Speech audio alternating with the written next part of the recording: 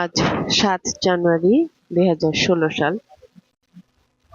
আজকে আমি এসেছি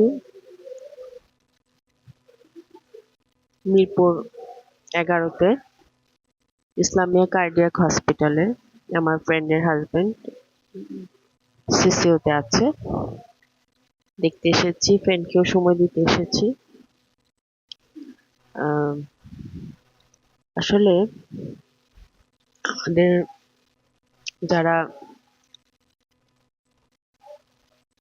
কাছের মানুষরা যখন অসুস্থ থাকে তখন তাদের সময় দেওয়াটাও খুব একটা জরুরি বিষয়।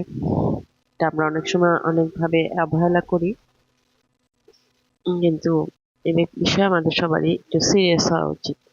তো যাই হোক, আসছি, একটু বসলাম কফি শপে, খাচ্ছি আমরা।